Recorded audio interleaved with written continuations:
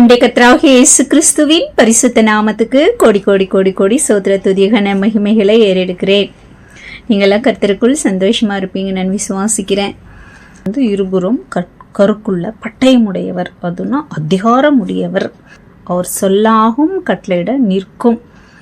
அவர் அதிகாரத்தை மீறி ஒரு அணு கூட அசையாது. ஒரு வார்த்தை தான் ஃபைனல். அந்த மாதிரி அதிகாரமுடையவர் தான் நம்முடைய கர்த்தராகிய இயேசு கிறிஸ்து. அதை தான் அங்கே இருபுறமும் கருக்குள்ள பட்டயம் உள்ளவர் அப்படின்னு வேதம் நமக்கு சொல்லுது. அதை மாதிரி அதிகாரமுள்ளவராகிய இயேசு கிறிஸ்துவின் ஆவியானவர் நம்மோட இருக்கிறதுனால எப்பொழுதும் கர்த்தருக்குள் சந்தோஷமாக இருங்க. அதுதான் நம்மோட பலனாக இருக்கிறது. அல்லேலூயா, ஆமென். பாதம் பணிந்திடுவே பிதாவுன் சந்நிதியில், பரிசுத்தரே படைத்தவரே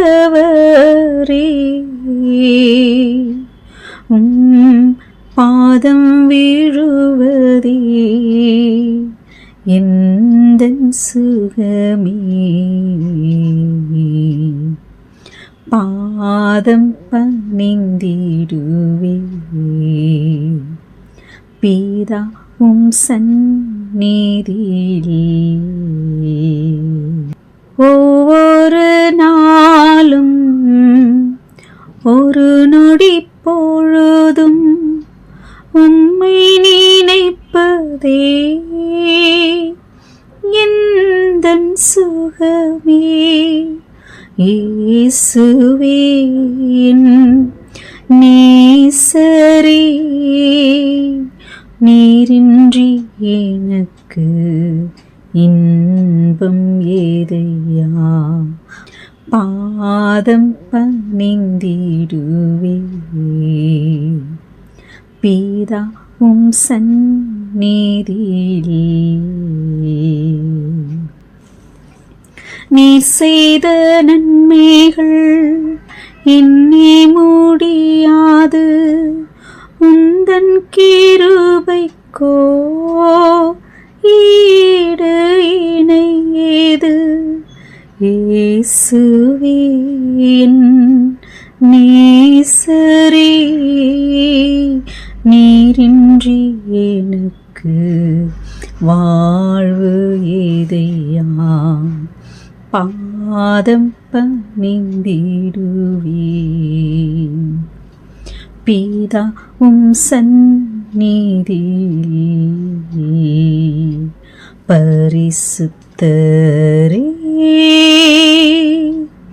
படைத்தவரே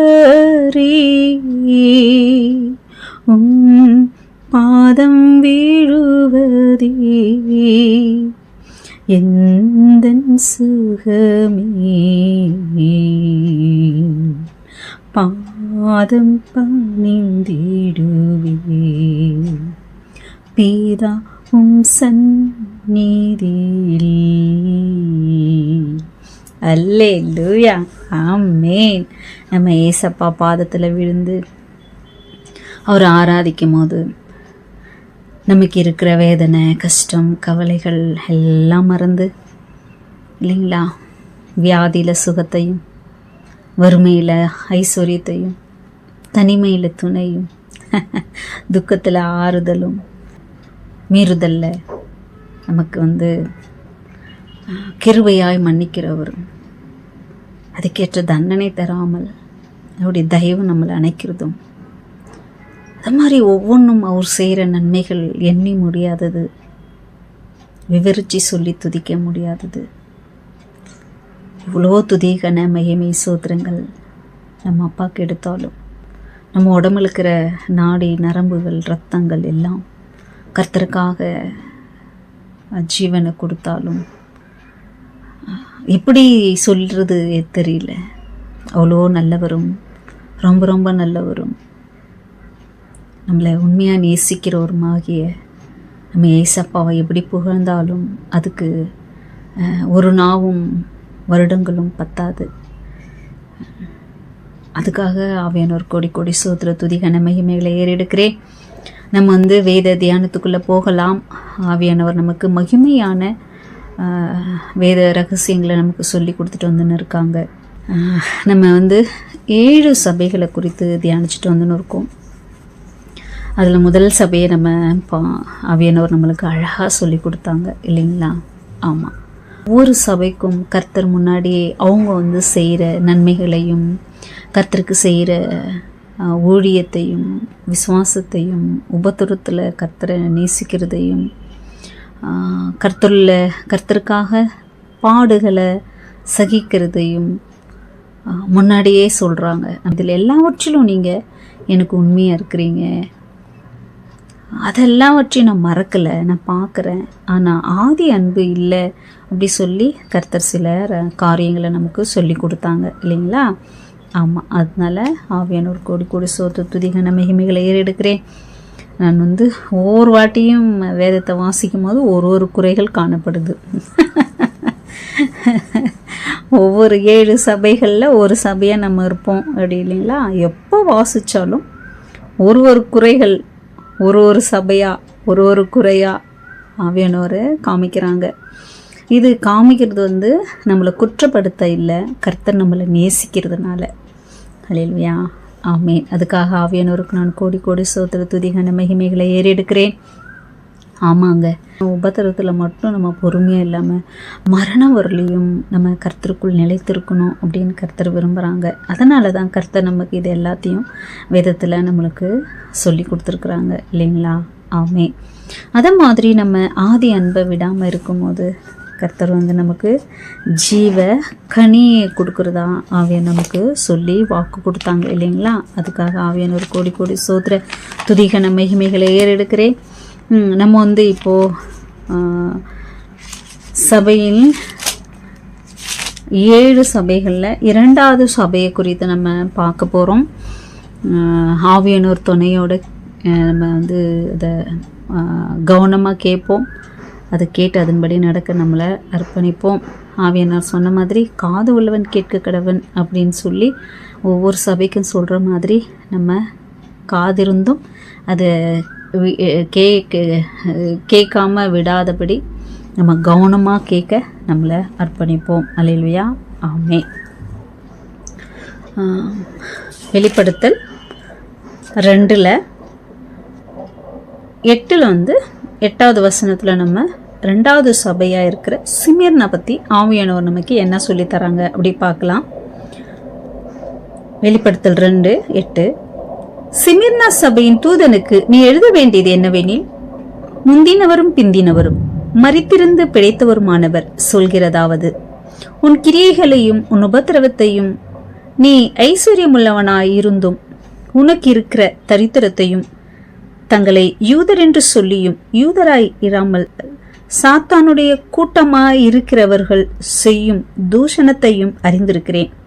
படப்போகிற பாடுகளை குறித்து எவ்வளவும் பயப்படாதே. இதோ நீங்கள் சோதிக்கப்படும் பொருட்டாக பிசாசானவன் உங்களில் சிலரை காவலில் போடுவான். 10 நாள் உபத்திரப்படுவீர்கள். ஆகிலும் நீ மரண பரியந்தும் உண்மையாயிரு, அப்போது ஜீவ கிரீடத்தை உனக்கு தருவேன். ஆவியானவர் சபைகளுக்கு சொல்கிறதை காது உள்ளவன் கேட்க கடவன்.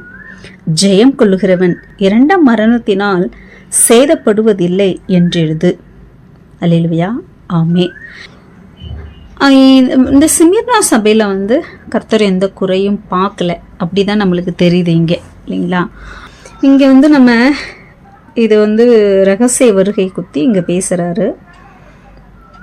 நம்ம முதல் சபையில் அப்போஸ்தலர்கள் என்று சொல்லியும் அப்போஸ்தலர்கள் இல்லாமல் இருக்கிறவங்களே நீங்கள் சகிச்சுட்டு இருக்கீங்க அப்படி சொல்லுவாங்க. அது புதிய சபைக்கு எடுத்துக்காட்டாக இருக்கும். புறஜாதிகளாகிய நம்மளை குறித்து அங்கே கர்த்தர் சொல்கிறாங்க. எப்படி அப்படின்னா, பொதுவாக சீடர்களை தெரிஞ்சுக்கிறது யாருக்காக அப்படின்னா, வெறும் இஸ்ரவேலர்களுக்கு மட்டும் இல்லாமல் உலகமெங்கும் போகி புறஜாதிகளுக்கும் சுவிசேஷத்தை சொல்ல தான் அப்போஸ்தலர்களை தெரிஞ்சுக்கிட்டாங்க.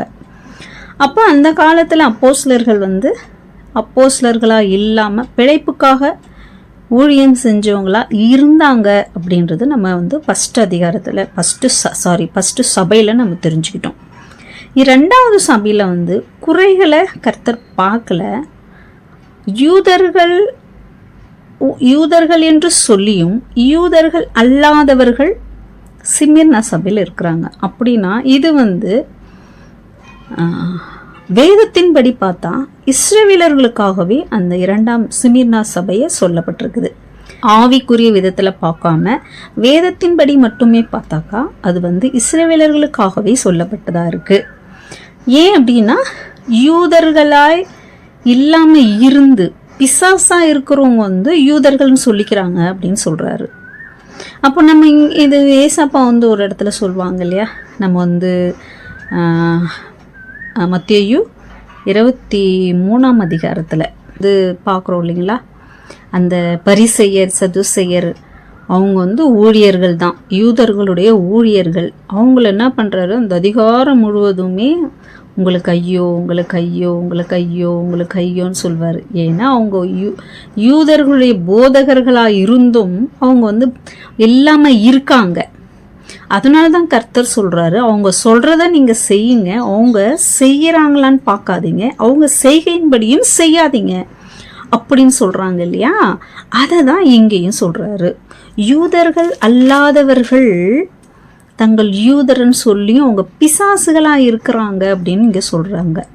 நம்ம வந்து 10 நாள் பிசாசானவன் உங்களை சிலரை வந்து காவலில் போடுவான் அப்படின்னா யூதர்களில் ரட்சிக்கப்படுறாங்க இல்லைங்களா. அவங்கள வந்து இந்த யூதராக இருக்கிறவங்க வந்து என்ன பண்ணுறாங்க, ஜெயிலில் என்ன பண்ணுறாங்க போடுறாங்க. இயேசு தான் மெய்யான தெய்வம் அப்படின்னு தெரிஞ்சுக்கிறதுனால அதை இங்கே நடக்கும். நீங்கள் மரண வரலையும் உண்மையாக இருங்க, அதனால் நீங்கள் பயப்படாதீங்க அப்படின்னு கர்த்தர் உங்களுக்கு இஸ்ரவேலர்களுக்காகவே சொல்கிறது தான் இந்த சிமிர்னா சபை. வேதத்தின்படி ஆவிக்குரிய சபையிலும் நமக்கு உபத்திரங்கள் உண்டு. இப்போ நம்ம உபத்திரத்தில் தான் இருக்கிறோம் இல்லைங்களா. தனிப்பட்ட ஒவ்வொரு மனுஷனுக்கும், ரட்சிக்கப்பட்ட பிள்ளைகளுக்கு தனிப்பட்ட விதத்தில், குடும்பத்தில், வேலைகளில், சமுதாயத்தில், தேசத்தில் இல்லைங்களா, சத்தியம் போய் சொல்ல விடாமல் பல விதத்தில், உறவுகளில், சொந்த உறவுகளில், ஊழியங்களில் நம்மளுக்கு உபத்திரம் இப்போ வரல இருக்குது. ஆனாலும் நம்ம ஆவியானவர் துணையோட அதெல்லாம் நம்ம ஃபேஸ் பண்ணுறோம். அதை தான் கர்த்தர் வந்து மரண வரலையும் நீங்கள் உண்மையாக இருங்க, பயப்படாதீங்க அப்படி சொல்கிறாங்க. புறஜாதிகளாகிய நம்மளை கொண்டும் அநேகர் ஜெயிலில் போடுறாங்க, ரத்த சாட்சியம் மறிக்கிறாங்க, உபத்திரப்படுத்துகிறாங்க இப்போ வரலையும் அப்படின்னு நம்ம பார்த்துட்டு இருக்கோம் இல்லைங்களா. ஆமாம், அதை தான் இங்கே ஏசப்பா சிமிர்னா சபைக்கு சொல்கிறாங்க. 10 நாள் உபத்திரப்படுவீங்க அப்படின்னா கொஞ்ச நாள் உபத்திரப்படுவீங்க, பயப்படாதீங்க. அதே மாதிரி மரண வரலையும் உண்மையாக இருங்க அப்படி சொல்லிட்டு உங்களுக்கு வந்து உங்கள் சோதனை முடிஞ்சதுக்கப்புறம், நீங்கள் சோதனையில் ஜெயிச்சதுக்கப்புறம் உங்களுக்கு நான் ஜீவ கிரீடத்தை கொடுப்பேன் அப்படி சொல்கிறாங்க. அல்லேலூயா, ஆமீன். அது மட்டும் இல்லை, ஜெயம் கொள்ளுகிறவர்கள் 2ஆம் மரணத்தில் சேதமடைய மாட்டாங்க அப்படின்னா ரகசிய வருகையை இங்கே வந்து கர்த்தர் சொல்கிறாங்க ஆவியானவர் இல்லைங்களா. நம்ம எடுத்துக்கொள்ளப்பட்டவங்களுக்கு வந்து திரும்ப மரணம் கிடையாது. அவங்க வந்து மறிச்சு எடுத்துக்கொள்ளப்பட்டாலும் திரும்ப மரணம் கிடையாது. கொல்லப்பட்டு ரத்த சாட்சியாக மறித்தாலும் உயிர் எடுத்துக்கொள்ளப்பட்டதுக்கப்புறம் திரும்ப மரணம் கிடையாது. உயிரோட வரும்போது, நம்ம உயிரோடு இருக்கும்போது எடுத்துக்கொள்ளப்பட்டாலும் திரும்ப மரணம் கிடையாது. இது இது இந்த இடத்துல வந்து ரகசிய வருகையை மட்டுமே இந்த சிமிர்னா சபையில் கர்த்தர் சொல்கிறாங்க. இதுக்கு நம்ம வந்து 20:6 வெளிப்படுத்தல் 20:6 வந்து இதில் வந்து அப்படியே இதனுடைய விளக்கத்தை சொல்லுவார் கண்டினியூவாக.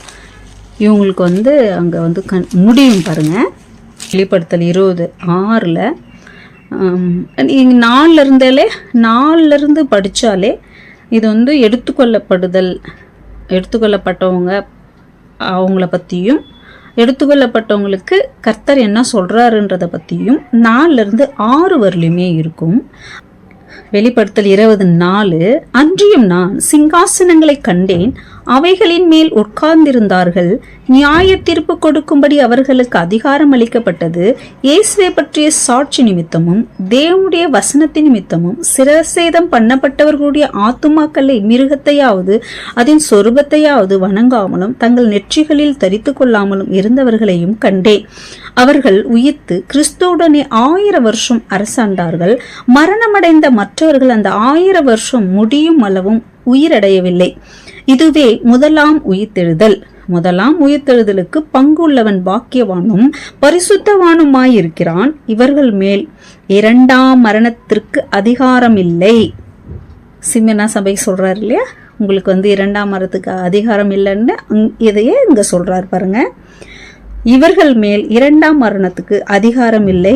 இவர்கள் தேவனுக்கும் கிறிஸ்துவுக்கும் முன்பாக ஆசிரியராயிருந்து அவரோட கூட 1000 வருஷம் அரசாழ்வார்கள் அப்படின்னு இங்க சொல்றது நமக்கு தெரியும். இதிலே 5:19 இங்க இன்னும் அதை தெளிவா ஆவியானவர் சொல்லுவாங்க பாருங்க. 20 இருக்கிறது 26 படிச்சோம் இல்லையா, அது தொடர்ச்சி பாருங்க. வெளிப்படுத்தல் 5:9 லாஸ்ட் பாகத்திலிருந்து படிக்கிறேன்.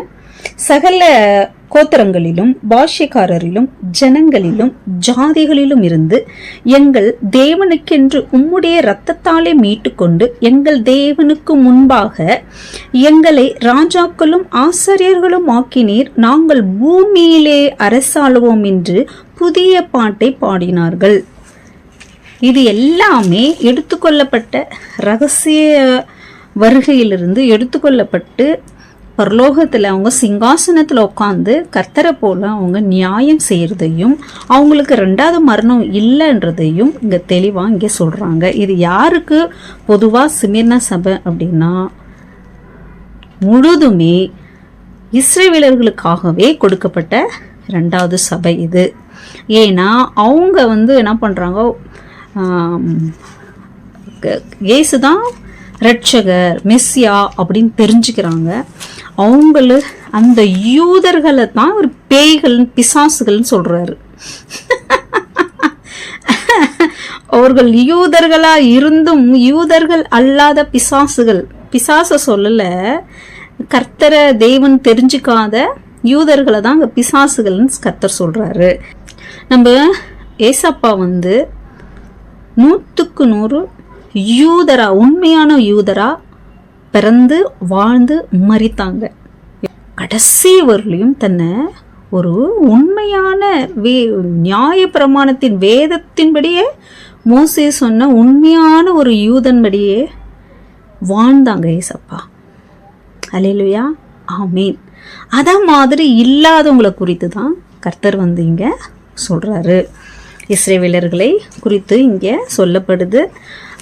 நம்மளையும் அதில் நம்ம 20, 6, 5, 9 நம்ம பார்க்கும்போது அதில் எல்லா ஜாதிகளையும் சேர்க்கிறாரு, பல கோத்திரத்தையும் சேர்க்கிறாரு, இஸ்ரவேலர்களுக்கும் சொல்றாரு, பல உலகத்தில் உள்ள பல கோத்திரத்திலிருந்தும் எடுத்துக்கொள்ளப்பட்ட ரகசியவர்களை எடுத்துக்கொள்ளப்பட்ட ரட்சிக்கப்பட்டவங்களையும் இங்கே சொல்றது தெளிவாக நமக்கு தெரியுது.